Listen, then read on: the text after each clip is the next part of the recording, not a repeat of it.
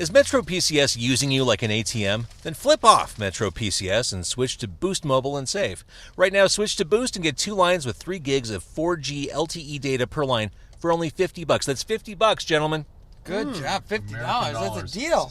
With Metro PCS, you only get 2 gigs per line for the same price. Plus, get up to 2 free LG X-Power phones. That's 2 free phones, guys. 2 free? That's what I'm saying. Boost is the best value in wireless among national prepaid carriers, and it's all powered by the fast and reliable Sprint nationwide network. Don't miss out. Visit a Boost mobile store now. Boost makes it easy to switch. Switching makes it easy. Let's make a pit stop at Boost. That's what I'm saying. This is a momentous occasion. Marty Casey is here.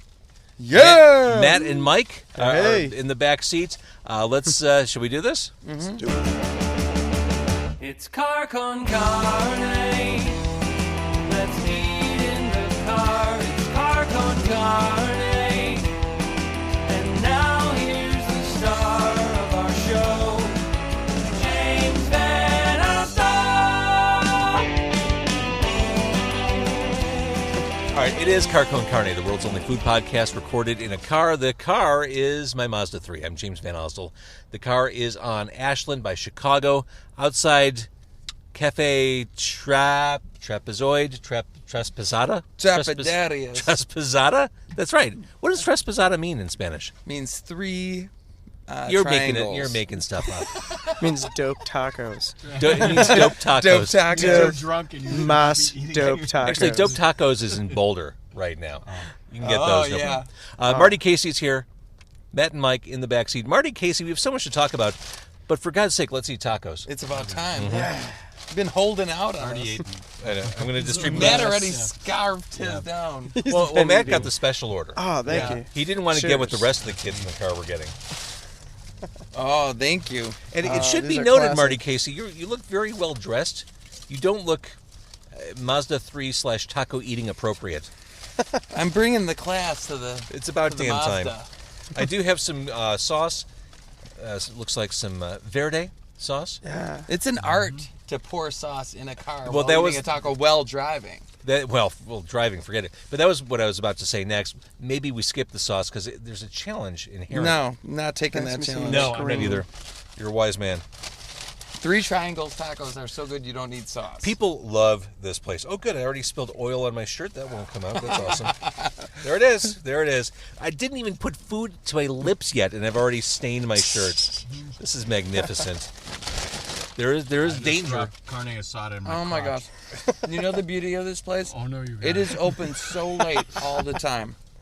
It's all over your face. It is open Thank you. so late You're a all regular? the time. Definitely regular. And here's the thing, and I think they do it on purpose.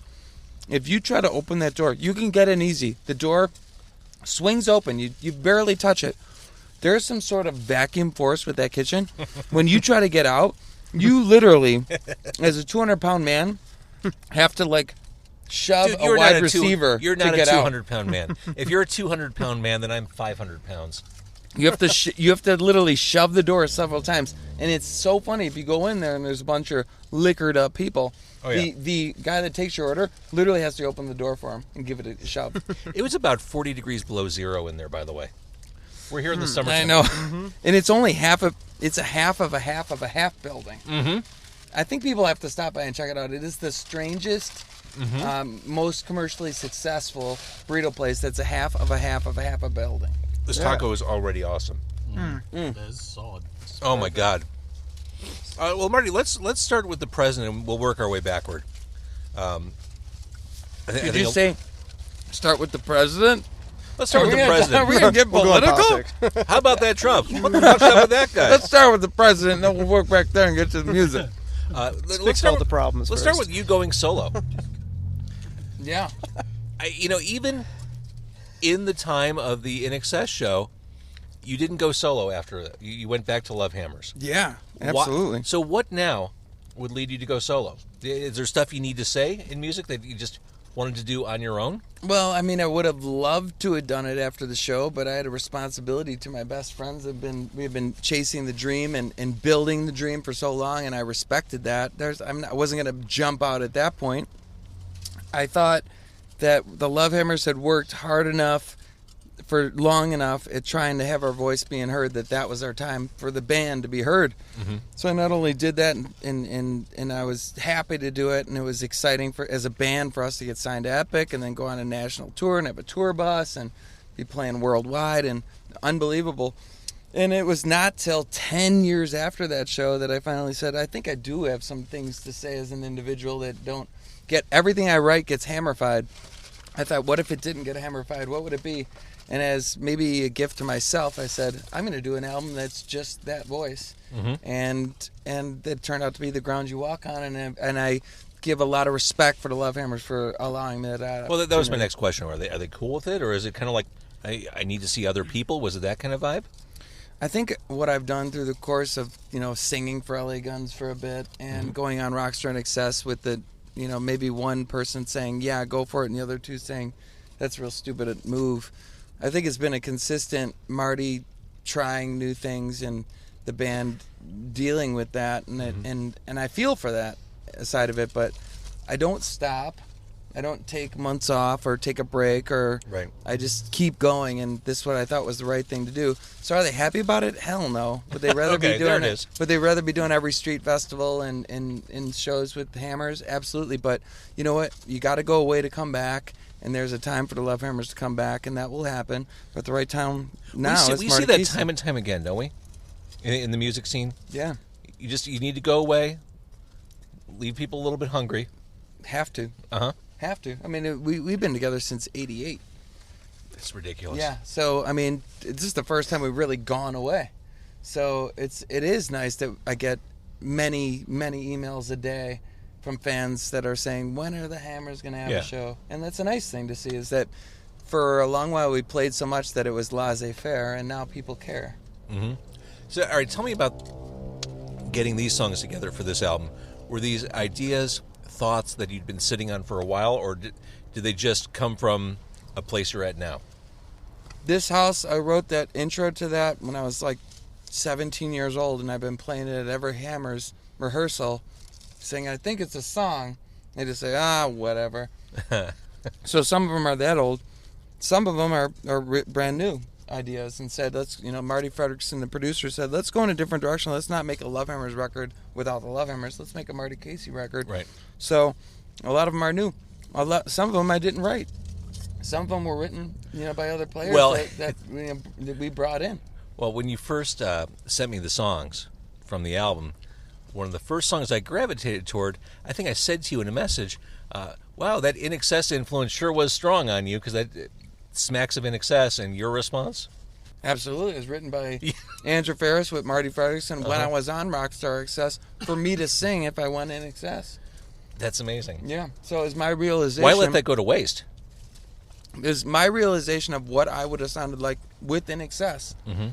Played with the songwriter of INXS. It was like the full reality of that dream that happened 12 years ago. What would have happened if Marty Casey won that INXS gig? Well, that's what it would have sounded like. It's a dream to get to do that. Mm-hmm. What's your favorite INXS song? I think Listen Like Thieves, because I auditioned with it. They told me they had every backing track, and I went in there at Shuba's and just waited in line and went in there, and I sang, okay, I'm going to sing Listen Like Thieves. They say, we don't have that backing track. I said, you said you have every backing track off the greatest hits. They go, it's the only one we don't have. So I sang it anyways and did my crazy, manic, mad conductor over it, and I actually think they chose me for the show because they thought I was a psychopath as opposed to being a decent singer. I don't think people think you're a psychopath, even on stage, unless you were really that nuts. Not a psychopath, but this manic person on stage. I really think... An energy. You were yeah, they like, this guy will be good for the show. He's got a lot of energy, and I don't know if he could sing, though. I guess my question to you, Marty, is... I always had the impression, I think it's a correct one, that Lovehammers is a band of equals. Yeah. And here you have to take charge. This is your ship to captain. Yeah. How does that change your role as a musician, as a performer, as a businessman? Well, I had to learn the business because Dino Corrales did all the management of the band, and booked every show, and it fell into my lap, and releasing records and charting on SoundScan and doing all that stuff. I had no understanding, but I realized if you dive in as any musician, as any just unknown musician is, if you really dive into the details, you can get on the length of a major label or an indie label and be one yourself. But you got to do the homework, and that was the hardest part, was the business. I didn't understand the business. I've always they let me just go up there, be crazy, and sing, and that's all I had to do, and I loved that role.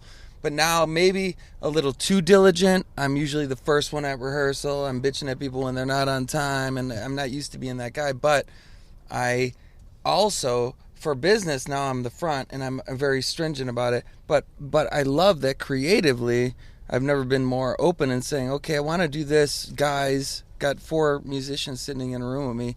How can we make this idea I have happening and do that in 4 minutes? And how can we create something that's an introduction? And I'm being a lot more open. I don't feel like I'm controlling the music as much, whereas before I had to control all the music and every second of it. So it's eased the music, and I think it's better. I think there's more breadth in the music. I think it's wider. It's just a wider playing field for me, because it's kind of limitless, and it's just a fun. I'm trying to take it as far away from Lovehammers, because I'm not trying to compete with that thing that I think is great. I want it to be completely unique and completely different, and I don't want to tread on that ground. I think it's sacred, and I think it's responsible not to. But I really want to take this then as far away, and that's so fun to keep on going further and further away from what people will expect from me. This could be an interview with Sting in the 80s talking about the dream of the Blue Turtles. I wish. Yeah, I mean, wish. that's what it really impressed me, the diversity of this record. Just I always knew Marty had it in him to do something that was not rock. Some of my favorite songs by him were these tunes that were not anything like the Lovehammers, and I'm trying to think of some of these songs that probably ended up Marty, maybe never recorded. Marty knows how to write a hook. No, hooks exist in rock, and he's got one of those voices too, where it's not an acquired taste. It's one of those voices where you're just like, it's instant. It kind of pulls you in. Yeah. He's got it, man. Yeah. He's got it like this vocally. is sounding like a Trump guys. This sounding like a Trump cabinet meeting right now. You must say nice things if you want to get paid for the show. Anything you want, boss. We're playing in a car on Tuesday. I didn't really do a good job with lunch today. I slept in. We're recording this in mid-June. I was at the Metallica show last night at Soldier Field, and I had to work late. And I slept in. I thought, shit, I've got to get to work. I don't have time to really think about packing a lunch. Long story short, I ended up at Walgreens, got myself a giant 20-ounce Red Bull and a turkey sandwich from the Walgreens cooler. Oh, my Sounds God. like a terrible idea. Which is like a step above you a gas kidding station me? sandwich. Yeah. So we'll be pulling over. It's so synthetic. There's nothing real about the There's food nothing that real is about bought it. at Here's the a thing. sandwich at Walgreens. There was actually a selection process, and there was a moment where I thought, well, maybe the corned beef sandwich isn't that bad. Oh, man. It comes with a pickle spear. Oh, wrapped in there? And that. Oh, wow. So I went with the turkey sandwich. Fermented mayo. Yeah, needless to say, I'm a little hungry right now. Hungry for some real food. The steak tacos are doing the trick. Are you guys already done with all yours? Yeah.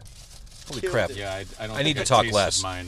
Lesson here, I need to talk less. So good. As a podcaster, you need to learn to eat and talk. I thought I had the art pretty well down, but, the more people I have in the car, the more easily distracted I am. But aren't you amazed that, like, there's people in the world that can, singers that can, they can breathe in at the same time as they have circular breathing? Yeah. Have you ever heard that? That people have circular breathing where we need to breathe in and out. They can do it at the same time. Now we're talking real people you should be podcasting. Now we're circular breathers next episode in the Mazda Two being thrown. with Now we're JVO. Now we're talking about like X-Men level stuff. And it's real. That is, yeah. They have gills. And they can do it. It's called When we met circular Kenny G, breathing. Kenny G can circular breathe. He's Yeah. got, like the record. for- Yep, Kenny G. So Kenny G is going to be in this car next week. We got hook up. And I guess my question to you, Marty, as a musician, why can't you be more like Kenny G? We met him last week at No. WGN. We did. Yeah, He was we really did. And he was the nicest guy in the world. And you know what? I had to ask him. We were about to perform. We weren't yet sound checking. I go, he walked in and I didn't even say hello. I go, can you sit in for a song? Why And wouldn't you? I had to ask him, and he said, I can't, I'm leaving. Really, what he meant was, no way, no effing way. But he was nice enough to take a photo, and he said, and he didn't say, like, well, what are you doing, who are you? He just said, Who are you? And I'm like, oh, I'm Marty Casey. I released a record. What style of music? I guess and I did it. That's what I didn't know. I was like, are we like rock with like pop? What is our style? And does it matter anymore? I have a garbage bag if you guys need it. Oh, yeah. All right, so the album just came out. Yep. Just came out May 26th. And so, all right, what's the plan for the rest of the year? Are you going to tour on this? Are you going to hit the Midwest? You know, we've got. I kind of wanted to leave it up to see if I want to release it. And first was like, hold your breath and see if anybody cares. Honestly, I'm like, hold your breath and see if anybody cares. And then we released it, and we're like, oh my God, people care. So we've gotten a lot of opening dates. For different artists, ranging from Congos, and that's gonna be a fun show, to old school '90s stuff like Fuel and Marcy Playground, and then one coming up with Andy. When you get offered a gig like that, do you hesitate? No way. I didn't know if you wanted to kind of like fashion yourself as more of a contemporary in the moment, or I didn't know if like any good show. I don't care what. I don't. If Survivor called up and they said, "Do you want to open the show?" I would be like, "Hell yeah!" Well, no. First, you'd say, "Hang on." The eye of the tiger. No, first you'd say, "Hang on." Is Peterick going to play vehicle, or is it just Survivor stuff? I'm in. If it's Ides of March, I'm in. I would actually put that in my contract. I tried to get Peterick on this show. The emails just stopped coming back. My fantasy was to have him play vehicle in my vehicle. I thought that was a little meta. Oh my Lord! That's just. He has the greatest story. Open a wormhole. I wrote a song called "Spirit Rise" with him, and I went to his house in Burr Ridge, and he opened the door, and it was like a Cribs episode, and there was like a guitar on every step of the stairway on both sides. There's like a guitar in every portion of his house, the whole perimeter. There's a guitar, and then you walk.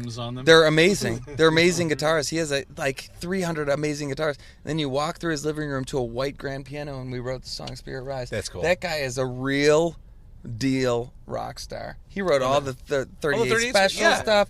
Hold on loosely. Yeah. The guy is an icon of Chicago and should be more respected. He should be playing in this car. Thank you. Amen. Amen, Marty Casey. Thank you.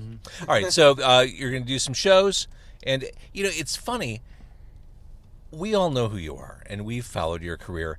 But to hear you say something like, "Yeah, I wanted to put out the record and see if anyone cared," is that a Midwestern thing? That self-doubt, that self-deprecating? I don't know. Maybe people will like it, or is that just? Yeah, I mean, I think it's a bit of, but I mean, I think, if you're in LA, you're like, it's gonna sell 1 million copies in a world that doesn't sell 1 million copies. And if you're from New York, you're like, it doesn't matter if you sell because it's really about the artistic interpretation of your music.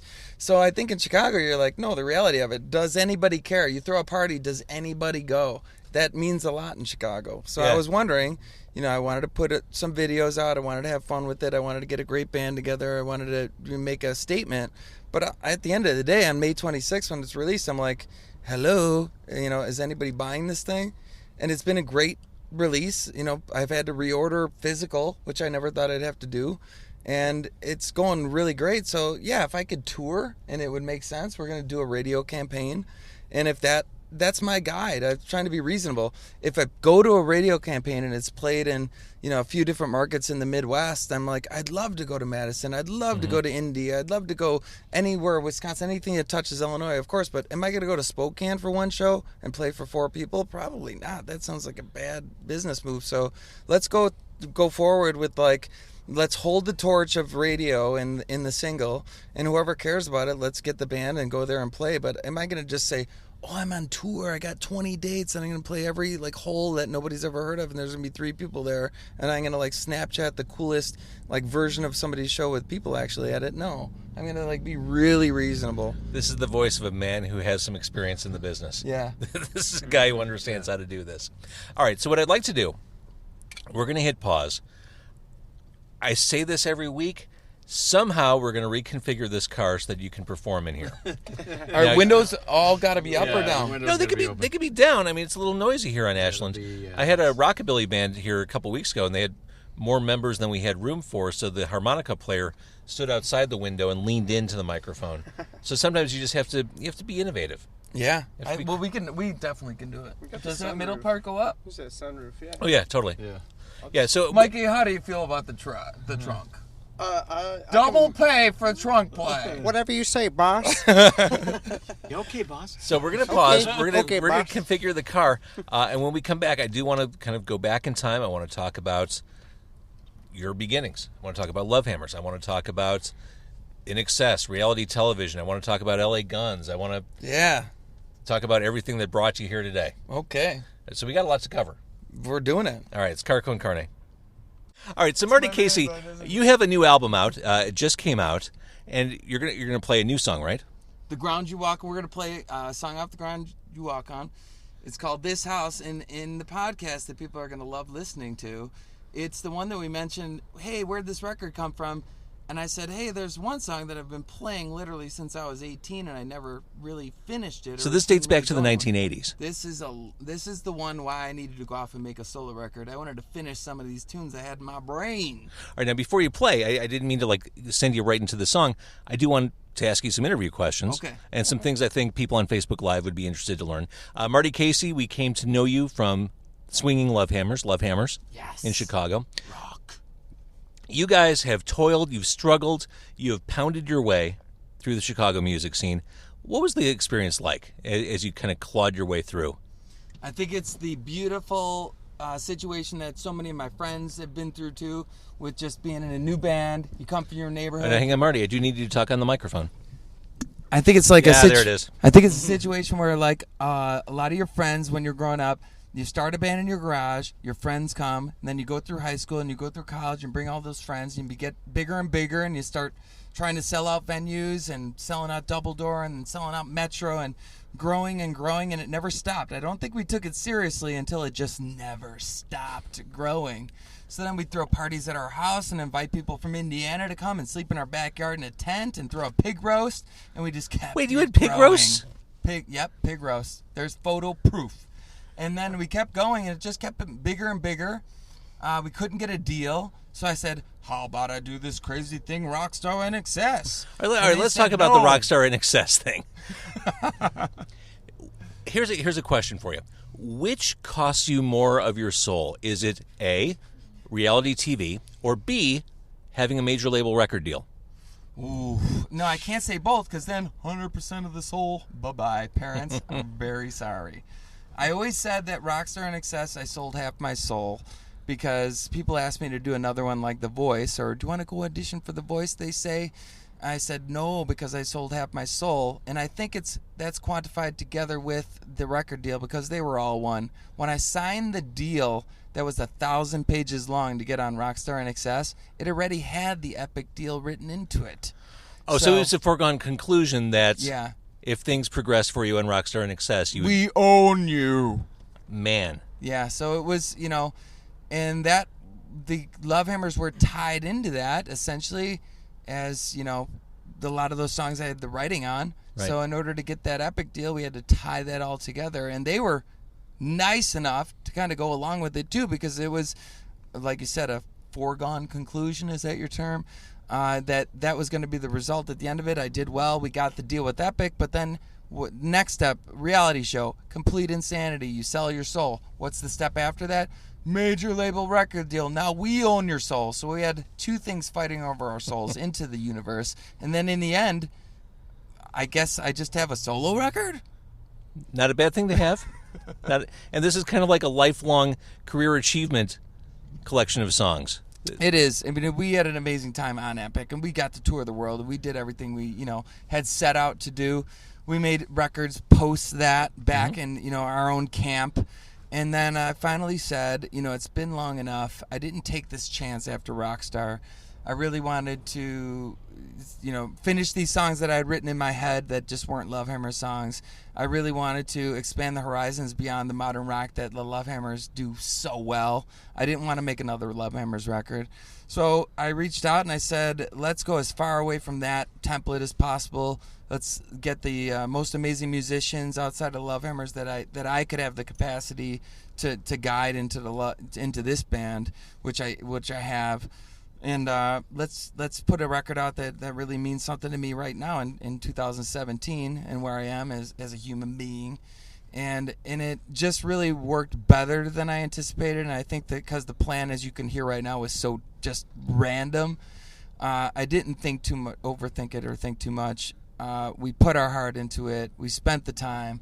Amazing musicians on it, and I have this for the rest of my life. When we released it May 26th, there was a great reaction. I, as a Chicagoan, didn't anticipate that. I said I was always the naysayer, like I don't know if anybody will care.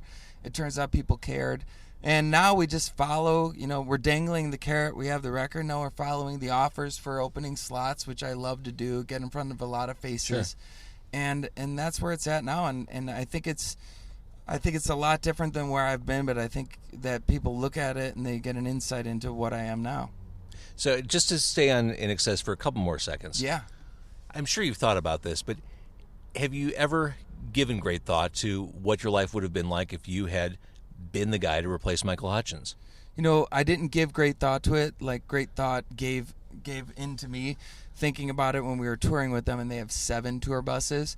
And we had one that was breaking down every other day going through Colorado. Did it look like this Mazda 3? It did. Yeah. This was basically the tour bus. So when we'd pull up, in our old tour bus, which we loved as Lovehammers, to get to that level was huge. But when we'd get up on stage and and they'd be say, "Oh, we didn't even take our 7 tour buses. We actually flew in because we had such a great time on Oprah yesterday." So I was like, "Oh," and I'm thinking, I went and interviewed to be the CEO of this company, INXS, and then I got hired as the janitor. Now that's a little self-deprecating. But I know, but it was really tough because you go every time. You were like a manager. You were like a mid-level manager. I wouldn't say you were the janitor. It was tough. It was tough, because they had it all. They were literally like their Rolling Stones in their dressing room when we're in New York City. Rolling Stone, and then they're like, "Do you want to talk to Marty Casey and the Lovehammers next door?" And they're just like, "No, we're busy. We're going out with INXS." It was tough because you're thrown in that situation, and the limelight, all that light is shown on INXS. That was the show. So we were just happy, and we were in the exact place we should have been. We're hardworking, gritty, it's Midwestern Lovehammers dudes that just keep on grinding up that hill, and that hill was steep, and we thought the hill kind of leveled off, and now we get to go down the slalom and leap great heights. But we realized that once we got on the major label, it was just more climbing up an even bigger hill. And you know what we did? We kept doing it like Chicagoans do. Right. Total Midwestern work ethic. I got to say, looking back on that from the outside, I remember when you guys got the deal, my first thought was, Marty Casey's downright decent. He made sure that his band benefited from your experience. You could have very easily had a solo album, and left it at that. The reason I could have signed with Irving Azoff as my manager, I was sitting at a desk with, and I had Doc McGee, and both legendary music industry, big, because you have the X Factor. You're on this show, and you're the guy. And Irving Azoff said, "We're going to have a bunch of people write songs for you, and we're going to release a big hit record, and I'm going to put I'm going to pay for your living expenses. I'm going to give you $5,000 a month for, just to eat, and I'm going to give you a rental car, and we're going to take care of you." This is Have a Cigar by Pink Floyd. Yeah. You're describing. And then Doc McGee said, who's from Chicago, said, "We're going to make a record with Lovehammers that you've been wanting to do your whole life. I'm not going to give you anything, and I'm going to charge you for the coffees we just ordered." And that's who I chose, because I'm a Chicagoan, and he just understood that what I wanted to do was make a record with the Lovehammers on Epic, and Mark Burnett, that did the reality show, didn't want to do that. He just wanted to take trees and then put a bunch of powder around it. And Epic, though, really loved some of the stuff we were doing. A guy named David Massey, that's a bit, still is a big honcho over there. He really believed in the record and the songs we had, and he let us do it. So we kind of got in with the strength of Doc McGee saying, "No, this is what they're going to do, or you don't get a Marty Casey anything." So we had that old school, he managed Bon Jovi and Motley and Kiss, and he was that old school, just, well, you take it or you get nothing. And they said, "Okay, we'll take it." So we got Marty Casey and the Lovehammers. Once again, they wouldn't even let it called anything Lovehammers until they Doc had to have McGee your said, name on the. It's Marty Casey or it's nothing, and Doc said it's Marty Casey and Lovehammers or it's nothing. So that we really had to fight for that too, And I think it is the greatest hits of the Lovehammers' 5 previous records, and reproduced some of them, and some of them just left dry. The Steve Albini track, Straight as an Arrow, just like we recorded it at Electrical Audio with Albini, and we had stuff with Butch Vig that we recorded at Smart Studios. So this is really everything that we succeeded as Lovehammers to get to put it out to the world, and we charted on Billboard. We sold 100,000 copies, which was a big deal, in our first couple I think weeks. these days that's considered platinum. Yeah, but I mean, we did, we had our day. But we didn't want to be a band at number 200 on Billboard. We set out to rule the world. So that, of course, we weren't done yet, and so we continued. We made a few more records, and we were still trying to conquering the world. As the world changed and as that slope got steeper, we still fought our asses off. Right.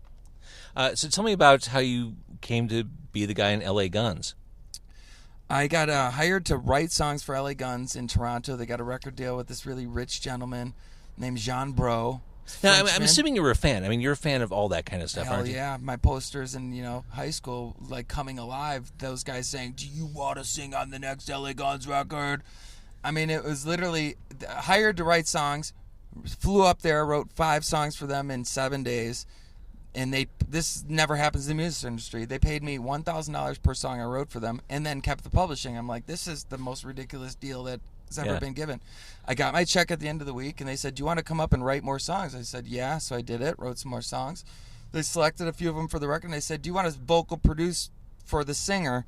And what that means is I go up and sing them, and then he emulates the way that I would sing them. It's like a template. It's like tracing, but with singing. A new thing. I didn't know. I'm like, yeah, well, if you're going to pay me, I guess that's vocal producing. I guess I'll go try it. I flew up there that third time, and I arrived, and they picked me to the airport, and they said, "Our singer quit. Do you want to sing on the record?" I said, "Really?" Total right place, right time. Yeah, or wrong place, right time. I don't know. But I said yeah, and it was an amazing journey for a year. I got to literally go to play South America, where you fly in, land, and there's 200 people at the airport just waiting for the band to be there. And Tracy Guns, the Guns and Guns N' Roses, getting to play with him. And the one thing I really remember about him is he could play a solo at lightning speed, and then he could say, "Okay, play it back." He'd listen to it, and then he could play the same thing harmonized in the next take. He's a mathematical musical genius, and I got to spin it with him for a year, and it was an unbelievable, got to play shows with Alice Cooper, got to play shows with Sammy Hagar, got to play shows with Faster Pussycat and bands that I just love from that era. So I got to live my 12-year-old dream. You totally did. And do that for 1 year, and then they said, "Do you want to do it for another year?" And I said, "No, I have to go back, and Hammer's got to make a record."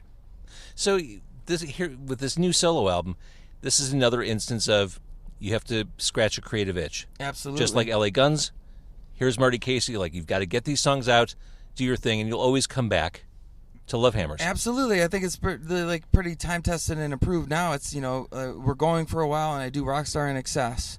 And then we're going for a while, and I do LA Guns. And now we're going for a while, and I do this. But here's the thing. Every step I take, we keep picking up fans.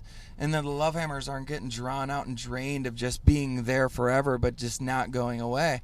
So you got to go away to come back. And I keep doing this. And the beautiful thing is, this is the first project I've done outside of the Lovehammers that's growing on its own. Has its own momentum, and we're getting so many shows, and there's a lot of buzz about it, and it's exciting to do that too. Is my heart always in Lovehammers? Absolutely. I'm a hammer. I'm a hammerhead. But is my heart in this? 100%. And I do both, and I love both. Awesome. All right, Marty Casey, gentlemen, you're going to perform in the car. This is going to be. You're a little nervous, aren't you? Unbelievable. It's a little tight. So here's what we're going to do. I'm going to move this away. Actually, should I hold this in my hand? I would do that. This may be the first time you do it, and why don't you try? You got to do it that way. There we go. How's that? Yeah, and you can go around. There we go. I can really zoom in. Oh, there's Marty. Yeah. There's Marty. Hello. I should say what we had for dinner. Yeah. We had tacos from Marty's favorite taco place. That's right. I don't remember the name of it, but I think It's Traspasada. Traspasada, I think it translates to. It doesn't, but we just call it. Translates to not sitting so good. Oh. Everyone's a fine. critic. This is like playing, I don't know, Soldier Field, or at least the UIC Pavilion. It's tight. It is. All right, so I think we're ready. So I think originally we were going to play a different song, but we're going to song jacket like they do in Chicago. We're going to song jacket to a different tune. We're going to do this one, This House. And the reason we're doing it is because this is one I wrote very early in my life as a musician. And then I just said, man, I really want to finish this song. And then here we did. We did it. We're going to do some 3-part harmonies. Let's just tear it up, gentlemen. 3-part harmonies in a car. All right, this is ridiculous. Guys, I can't thank you enough for being here. And thank you for watching on Facebook Live. Here we go. It is Marty Casey. Yeah, that's right. Devil horns in the air. Let's do this. Marty Casey live in the Mazda 3.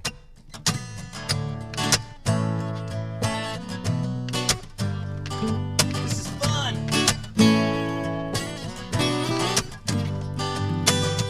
I lost that sweet caress. I stand here motionless.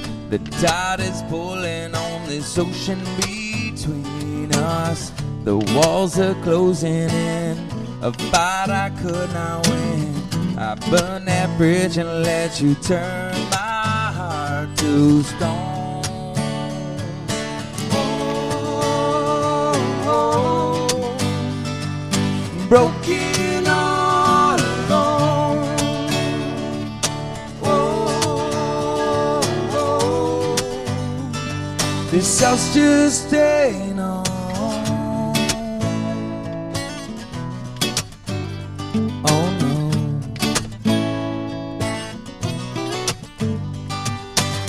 This could be my last dance without a second chance. With every breath I take, I keep reaching. Well, I'm still waiting here.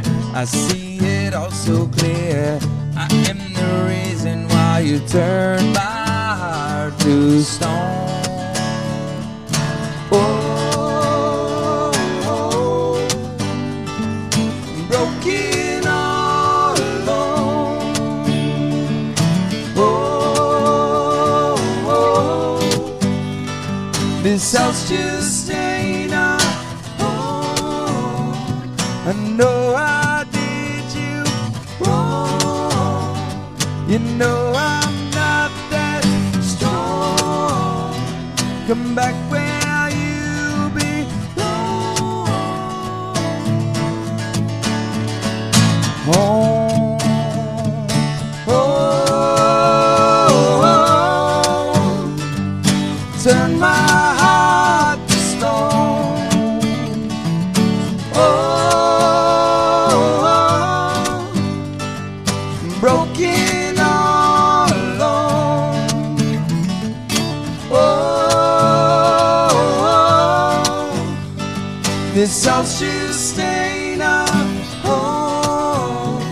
This house just ain't a home. Come back where you belong. This house just ain't a home. Oh no.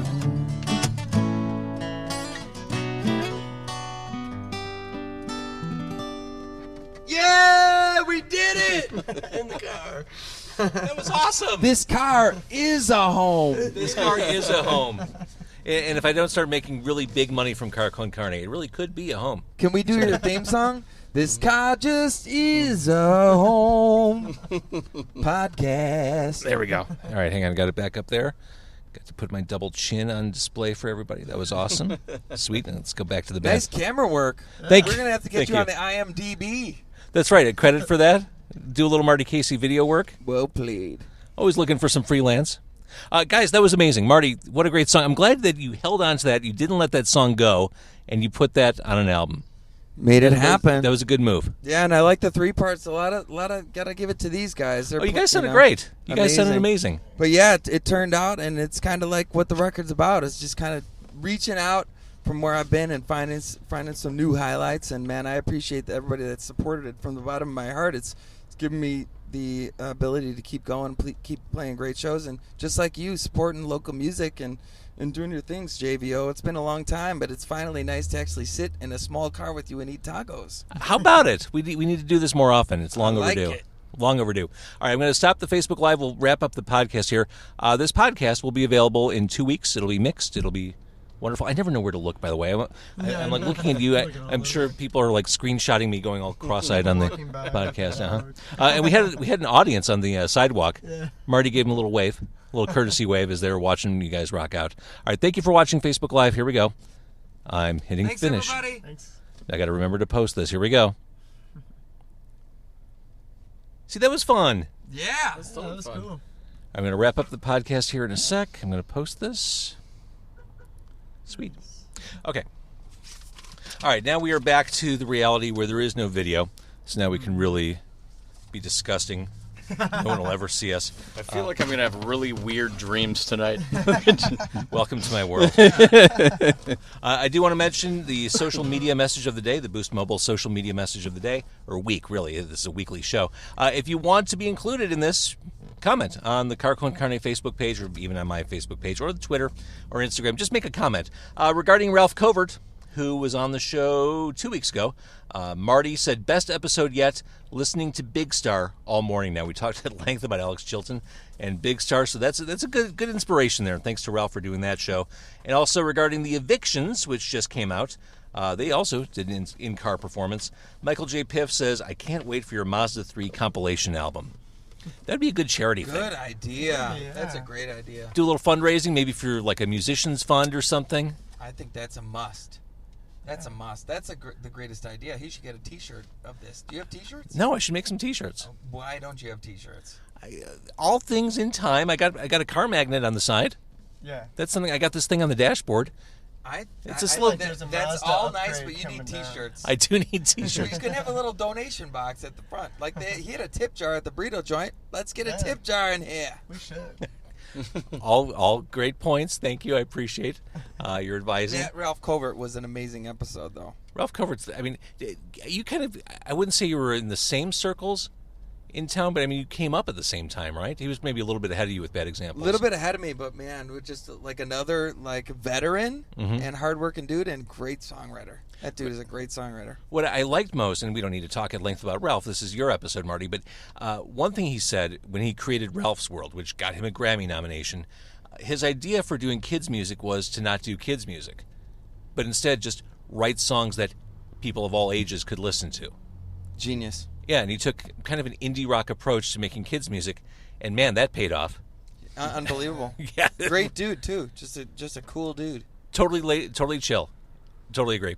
All right, Marty Casey, if people want to discover more, hear more, do more with Marty Casey, where do they go? I think Facebook's been a great angle for me. Just so Marty Casey artist page and Marty Casey Music if they want to order merchandise or order the CD or anything like that. MartyCaseyMusic.com. And it's as easy as just Google Marty Casey and it'll get you to where we whatever shows we have, and it's just a simple world. So just if it's on your mind, Google Marty Casey and see what's coming up.